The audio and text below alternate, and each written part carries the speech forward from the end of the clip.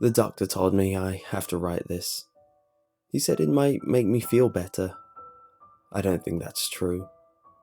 It has been so long that the doctors must know there is no getting better for me. You know what I think it is? Morbid curiosity. At my expense, of course. The doctors might have pretended to be empathetic at first, but they don't put the effort in anymore. Now I'm just an interesting case study that they pass around when they're having a slow day. And there's nothing I can do about it, except to take deep, slow breaths like Tabby taught me, and write. Tabby is my therapist. She doesn't let me call her Dr. Grawn. She said that we're friends.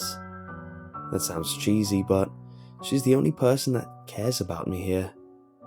The one person, interestingly enough, who has never manipulated me. She still believes there's a chance for me. She only wants me to be happy. Okay, deep breaths, in and out. Why do they want to read this? They know the story anyway. Perhaps they are looking for inconsistencies. Enough stalling, here I go. It starts with Christmas. I can't say that I didn't like Christmas, but it wasn't exactly my favourite holiday. Yes, there's feel-good movies and hot chocolate, and presents and family time. Yes, there's Christmas carols and Christmas cookies and Christmas dinner. Yes, there's Santa and elves and reindeer. But there's also Christmas trees. And I hate Christmas trees. My parents used to think it was funny. It started when I was a really little kid, maybe around 5 or 6. I was too young to really help with decorating the tree, so my parents sent me to spend the day with my grandma, intent on surprising me with a fully decorated Christmas tree when I got home. We'd never had a Christmas tree before, because in the past, we lived in a tiny apartment and didn't have the space for one. My parents had finally bought their own house, and they wanted to go all out on the decorating. When I came home, there was this monster in the living room. It wasn't even recognizable as a tree once they were done with it. That was the problem. It was a huge green and red and gold monster, looming over me with menace. It looked like it was 10 feet tall. My parents hung up very classy ornaments, trying to make the tree look like something Martha Stewart would jizz over. But to me, they didn't look elegant. They looked twisty and spiky and sharp, threatening. To top it off, there was no angel at the top of the tree. In its place was a Santa hat. It looked awful with those ornaments, let me tell you. My parents never were very up-to-date on what's fashionable. Sorry, I'm getting sidetracked. My point is that, with the addition of the hat, the monstrosity didn't look like a tree anymore. It looked like some kind of weird beast out of my nightmares, intent on swallowing me up and strangling me with its ropes of garland, stabbing me to death with its pointed ornaments, all while leering down at me, its eyes hiding under that god-awful hat. And I just knew it had eyes under there. Somewhere, they were watching me, watching my every move. I screamed and cried and threw a fit. My parents were obviously bewildered. When I was finally able to stutter out why I was so afraid, they laughed at me. Of course, it must have seemed really silly to them, and they didn't laugh to be malicious or cruel. But it really did hurt me. Why couldn't they see how terrible that thing was? They got rid of the tree, and we didn't have one for many years after that. The story became very popular in our family. I hated hearing it every year, and I always hated Christmas trees after that. My attitude towards Christmas itself cooled off too. I actually liked Halloween more. Those things were supposed to be scary. It was expected. The fact that nobody could see what was scary about Christmas trees upset me all the more. And what about all the other creepy Christmas traditions? The elf on a shelf? What sick asshole came up with that? And midnight mass on Christmas, where the church is dark but for 100 candles casting shadows against the stained glass? And don't even get me started on Stalker Santa. So yes, we celebrated Christmas in my house, but we didn't have a Christmas tree. Not until my younger brother came into the mix. He's 3 years younger than me. His name is Ethan. I tell myself that every day to make sure I don't forget it. Sometimes I'm afraid I'll wake up one day and his name will be gone forever. It feels that way whenever they change my medication. I won't forget. If that's the only good thing that comes from writing this down, so be it. Anyway, Ethan. When Ethan was 6, my parents decided to reintroduce the Christmas tree. They sat down and had a talk with me about how they wanted Ethan to have that experience, how I was old enough not to be afraid of a tree. I told them that, of course I wasn't afraid. I'd gotten over that a long time ago. Inside though, I was sick with fear, but I couldn't let it show because I love Ethan. I love him more than anything in the world. I wanted him to have the best Christmas ever. So, we got a tree. My parents tried to get me to help decorate. I wanted to refuse, but Ethan begged me and I just couldn't. So, I helped string up the garland and the lights. The whole time, I felt like the thing was mocking me, laughing at me. I can't explain it. It was like it knew I was afraid, knew I felt the danger emanating from its branches. Once in a while, a branch would scrape across my arm and I'd jump. It felt like the tree was reaching out for me. That was a long afternoon. Once the tree was decorated, I avoided it as much as possible. I stayed out of the living room when I could, and when I couldn't avoid it, I kept my eyes averted. I thought maybe, since I was a few years older, it wouldn't be so frightening. But I was wrong. It was even worse. I felt like it was mocking me and my fear. I know how it sounds. Anyway, Ethan obviously loved the tree. He would sit in front of it every day after school, playing with the ornaments and lights. Sometimes he'd get up in the middle of the night and curl up to sleep under the tree. My parents took a few pictures of him like that. They thought it was cute. I wonder where those pictures are now. Not that anyone would let me see them. So, life went on. Christmas got closer, and Ethan was getting more and more excited. He just loved Christmas so much. And I didn't, but I loved that it made him happy. And I was more than happy to play along with him to get him into the Christmas spirit. And then, before we knew it, Christmas Eve arrived. We had Christmas Eve traditions, like any family. We would all cuddle up in the living room with cups of hot chocolate and watch Christmas movies. Ethan and I would get to choose one present from under the tree to open a day early. We would set out milk and cookies, and then we'd all go to bed. Sometime, about half an hour after going to bed, my parents would shake jingle bells outside our rooms to convince us that Santa had arrived. At 9 years old, I obviously was much too old to believe in Santa, thank you very much.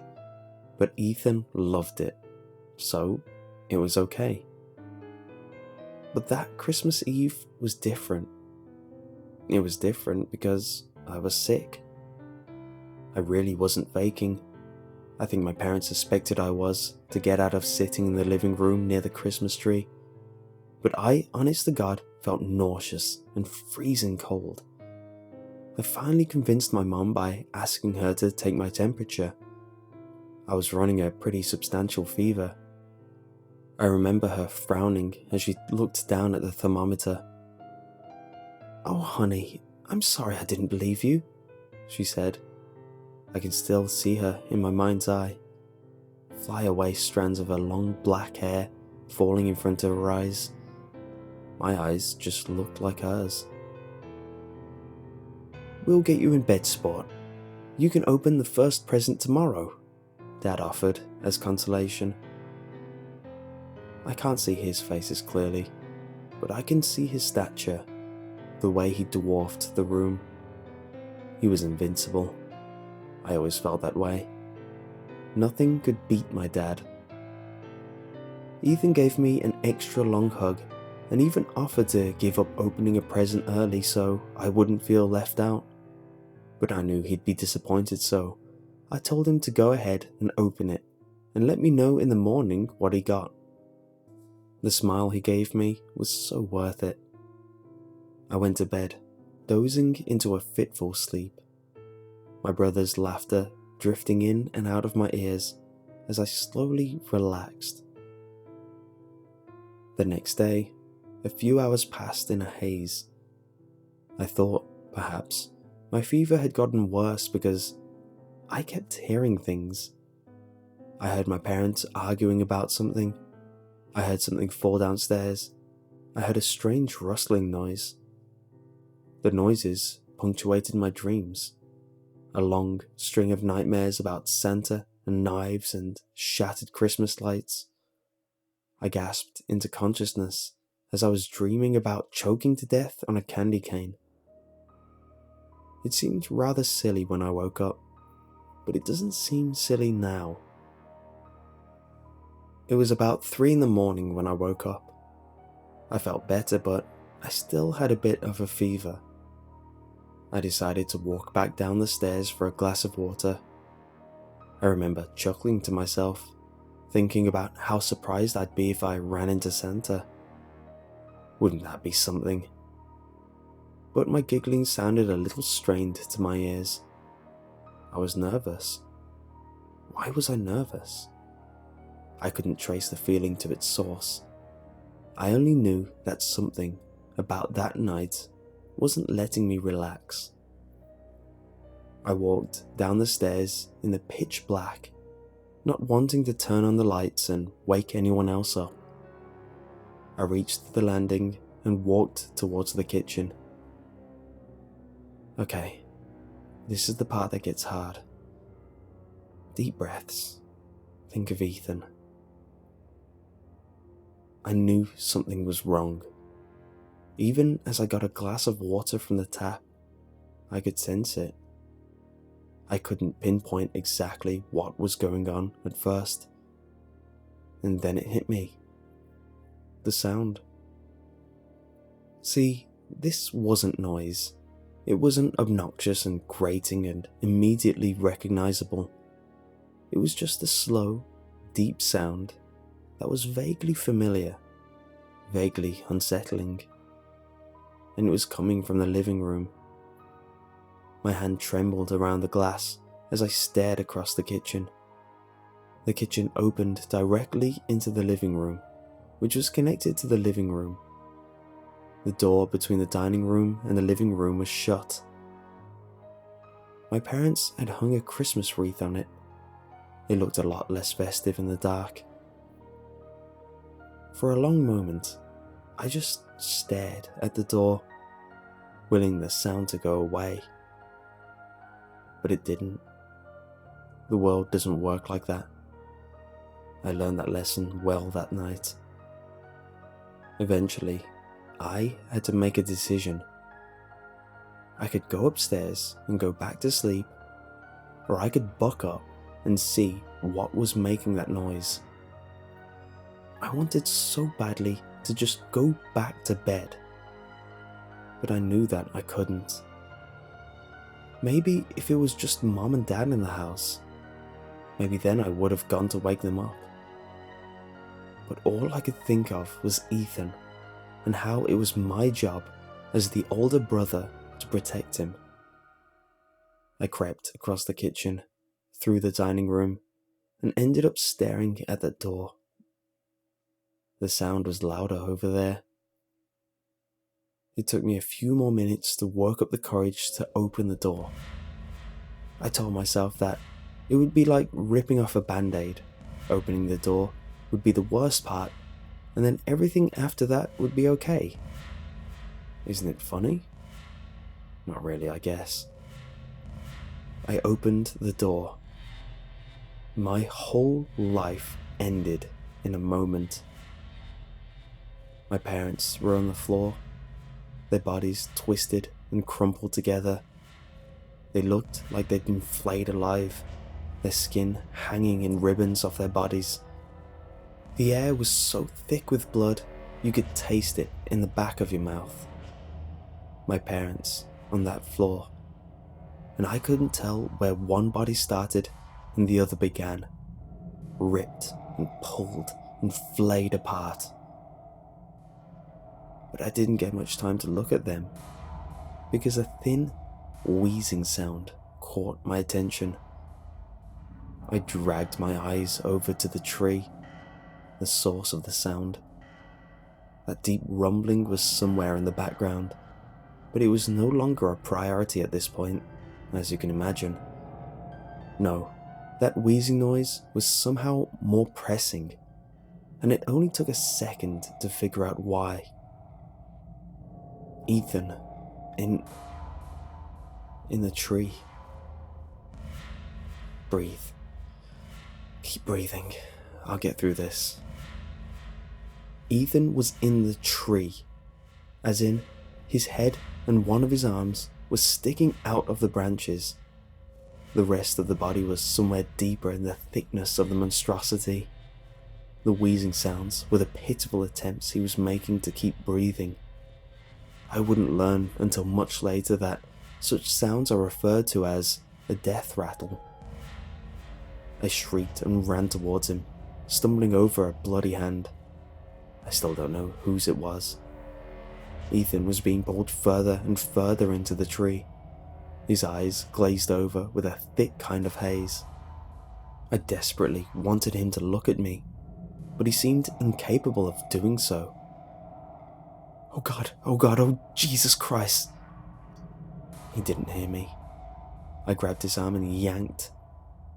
I was his big brother. I was his hero. I was going to get him out of the tree, and somehow everything would be okay. The wheezing sounds got worse as I struggled. I felt like he was tied to the tree. That's how strong the grip was. But I was determined. I knew I could do it. Eventually, I pulled him free, and we stumbled back together. I fell hard on my ass, clutching my baby brother to my chest, elated that I'd saved him. Except that I hadn't. I'd only saved half of him. His body ended at about the waist, thin shreds of flesh and muscle hanging down in strings. His intestines were hanging out too, at least what was left of them.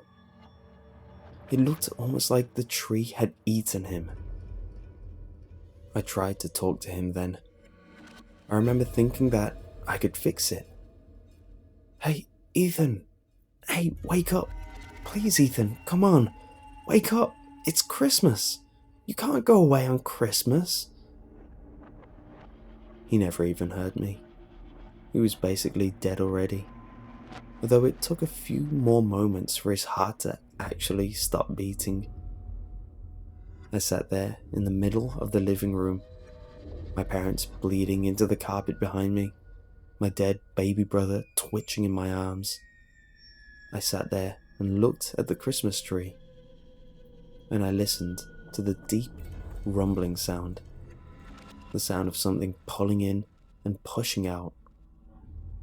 The tree shook a little with it, its pine needles quivering in time. It was the sound of the tree breathing. Usually, this is the part where I tell you that I blacked out and I don't remember a thing, that the police found me the next morning rocking my baby brother back and forth and singing Christmas carols. And I only know about that because you've told me about it over and over and over. Well, here's something new for you to analyze. I remember every goddamn second of that night. That night that never seemed to end. I spent it staring at the tree in abject terror, knowing for a certainty that it would come for me, knowing that it would eat me alive too, just as it done to my brother, knowing that its needles had sharpened and hardened when we weren't paying attention, and that they had been used to flay my parents apart. The tree swayed and shivered throughout the night, and I just knew, that at some point it would bend over and reach out from me and sweep me into the moor that was hidden somewhere deep in the branches. Except it didn't. Eventually, the quivering stopped. The breathing stopped. The tree was still as stone, but for the trickles of blood still falling from its needles. It was a few minutes later that the police came through the door and found me sitting there. Our neighbours had called the cops. I must have screamed at some point during our standoff, or several points. It didn't matter. They came and found me, and they took me away, and now I'm here. But that you already know. So, that's it. There you go. You made me write it out, and now you can share it with your colleagues and laugh at me. I know you do. I can hear the laughter in their voices at my expense. You know what the worst part about being stuck here is? It's not being treated like I'm crazy. I don't give two damns about that. It's the fact that you've deprived me of everything that has to do with my family. And you don't even care. I don't even have pictures of them. I don't have any of their belongings. I don't even know what you did with the house. Is it still empty, I wonder? Would anyone dare buy it? I never even found out what present Ethan opened that night. The night before. I think about that a lot.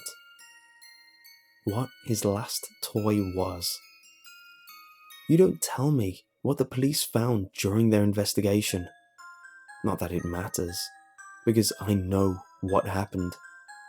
But do they? Maybe they think I did it. Maybe that's why you're keeping me here. In the end, though, it doesn't matter. My life ended that night. Do you even understand that? It was over the moment I opened that door. I opened the door to eternal night, one that I can never escape. And you assholes are enjoying watching me suffer in it. Merry damn Christmas.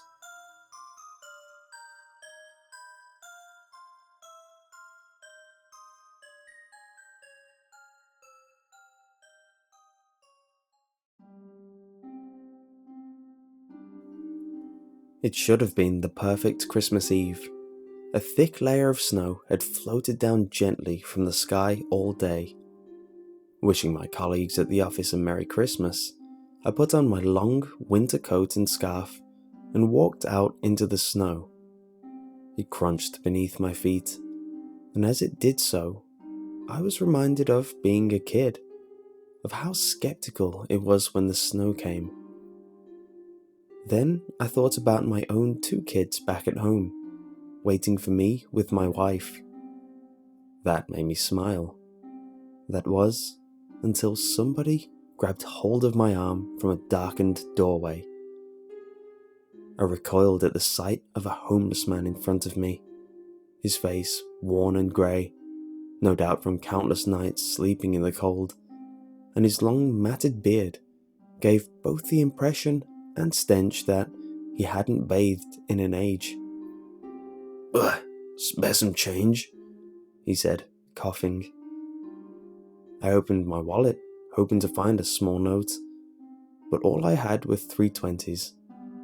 I'm all for charity, especially at Christmas, but as the man looked down at the larger notes, I had to dash his hopes. "Sorry, I don't have anything smaller." "But it's cold on Christmas Eve," he said. I didn't know what else to do, so I simply said sorry and walked away. It was 6 p.m. and the sun had long since set. The streetlights lit the way, and as I walked towards the outskirts of town, I took in the silence. No cars, no people. Everyone was home, I suspected, wrapping presents or preparing a feast for Christmas Day. Considering how cold the air was, I was looking forward to doing the same when I got home. As an icy wind blew down the street towards me, I stopped for a moment to adjust my scarf, pulling it closer to me. Looking up at a street lamp, flakes of snow silently moving in front, I saw a bird sitting on top of it. It looked like a crow, or a bird with black feathers at least, but it was difficult to tell.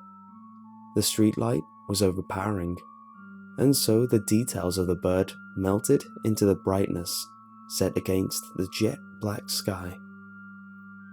It appeared strange to me, more so because of its apparent size than anything else.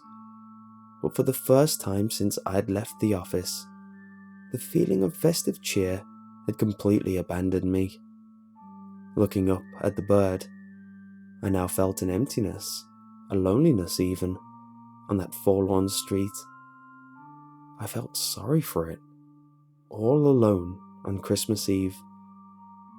And just as those thoughts passed me by, it made a noise, something akin to a squawk. The sound unnerved me, and it evoked in me a sense of unease. Instinctively, I looked back towards where I had come, almost expecting to see someone creeping towards me. But on that snow-covered street, we were alone. A chill seeped through the loneliness, and as it did so, I felt my bones grow colder. And so I continued onwards, trying to fill my mind with thoughts of my family, of a comfy armchair waiting for me in front of the television, maybe a drink or two to keep the cold at bay. A noise above startled me. At first I thought it was the wind, but it was in fact only wind-like. There was something off about the sound. Looking upwards, I saw that I was standing directly underneath another streetlight. Flakes of snow danced above me, resting on my eyelids and face. As I wiped them away, I could see it. The bird. It was sitting directly above me on the lamppost, yet I still couldn't make out its detail. And now I was beginning to be unsettled by the size of the thing. I couldn't be certain, as the streetlight and snow blended together to warp what I could see. Staring at the bird, for a moment, it would appear to be the shape and size one would expect. But when it shifted its weight slightly, I could swear there was more to it. Its black outline more substantial, confused with the night sky. Thoughts deep within me unstuck my feet and pushed me on. Get home, they said. Leave this place. I decided to listen. Picking up the pace, I walked further down the street, but as I passed each streetlight, I heard that same noise above, like the wind? Or was it feathers? Another thought reared its ugly head. It sounded more like cloth rustling in the darkness. That impression frightened and overcame me. I began to walk faster. Yet again, the noise above sounded as if the thing, the bird, whatever it was moving from post to post. It's following me. Now, I ran as fast as I could, my footfalls sliding in the snow. The night air stung my lungs, and yet, as I passed each streetlight, the noise of cloth, of wind, of feathers above followed. Move faster. And I did. Around street corners, between parked cars, across usually busy roads, now silent in the snow. Finally, after several minutes, the noise had ceased. As I reached my home street, I could run no longer. Standing still, I caught my breath just for a moment. Looking across the street, our Christmas decorations twinkled in the garden. All I could think of was warmth and of the comforts of home. Something cold then touched the back of my neck, and I felt what I could only describe as talon-esque fingers, hard yet knuckled, reaching down underneath my collar and touching my spine. I let out a scream and reached behind me, flailing at whatever was there, out of reach, out of sight. But without laying eyes on it, I knew the truth. The thing that had been following me had grabbed hold of my coat at the back with talons or fingers, or something else entirely. For how long it had been grasping onto my coat, I could not say. Pulling at it, I could not dislodge it, and so I did only what I could. I threw my coat to the ground, leaving it in the snow. Running across the street, I reached the gate to my garden, but in my eagerness to get inside to safety, I slipped on a piece of ice and fell sharply onto my back on the ground. That was when I saw it. Standing there across the street from me was not a bird or a thing, but a man. The homeless man I had met outside the office.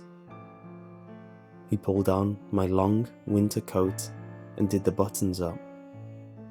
He then looked at me and said, "It's cold on Christmas Eve," grinning from behind his matted beard. He then walked away from me down the street, back to whatever obscure place he'd come.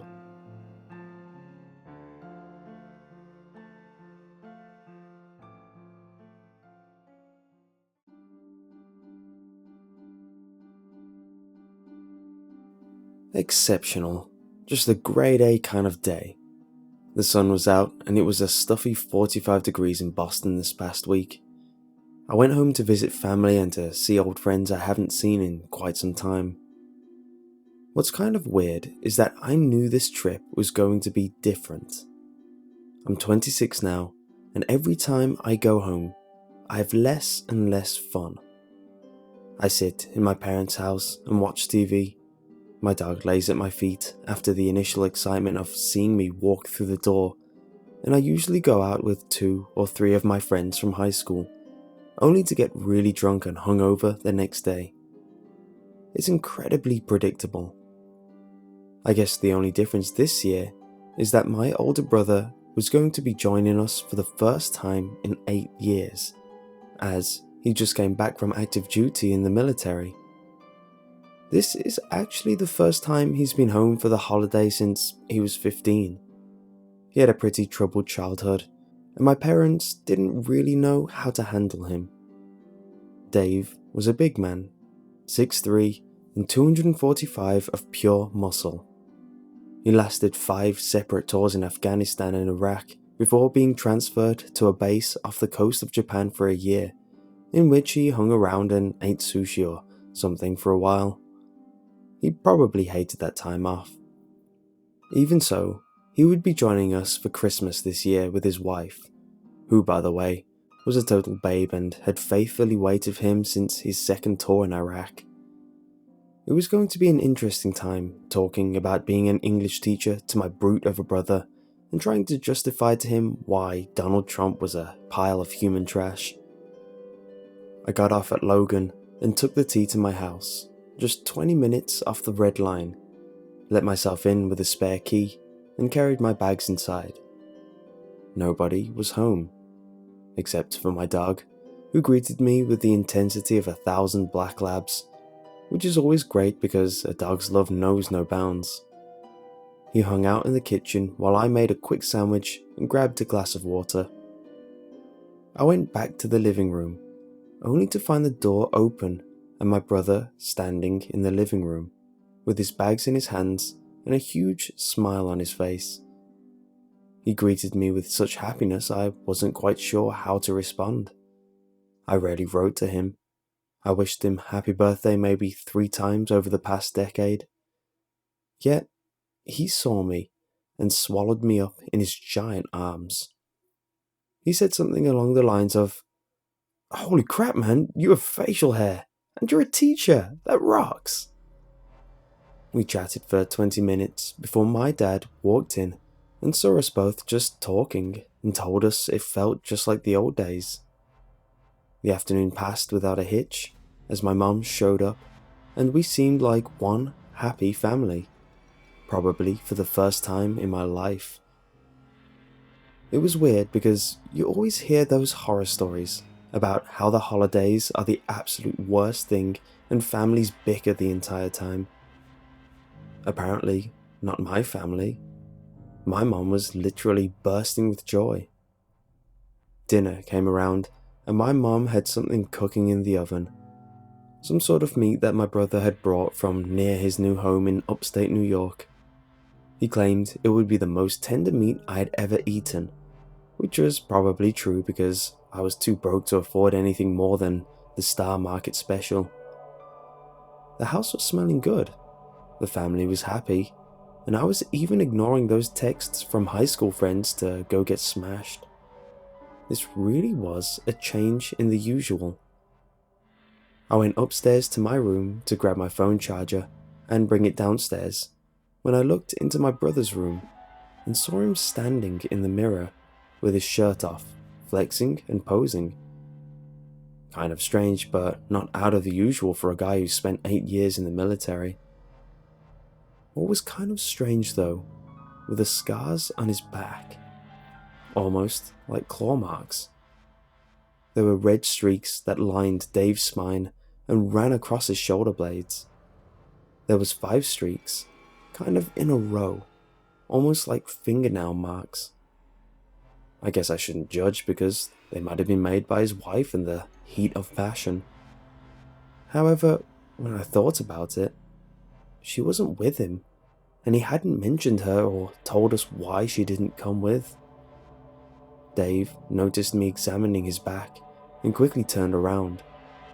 He deflected the look I was giving him and asked if I wanted to play football in the yard.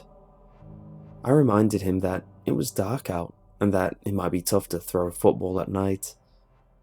He reluctantly agreed and slid his shirt back on and went downstairs. Coming down the stairs, I saw my mom pulling the roast out of the oven and setting the table for dinner. It wasn't Christmas quite yet, however. My mom was insistent on feeding us a huge feast the night before, equipped with mashed potatoes, carrots, Brussels sprouts, rice, and many other sides. The middle of the table had this giant hunk of meat that my mother had been roasting for hours, covered in salt, pepper, garlic, and other delicious seasonings. It looked great. We all sat down at the table and began to scoop out the food to our plates.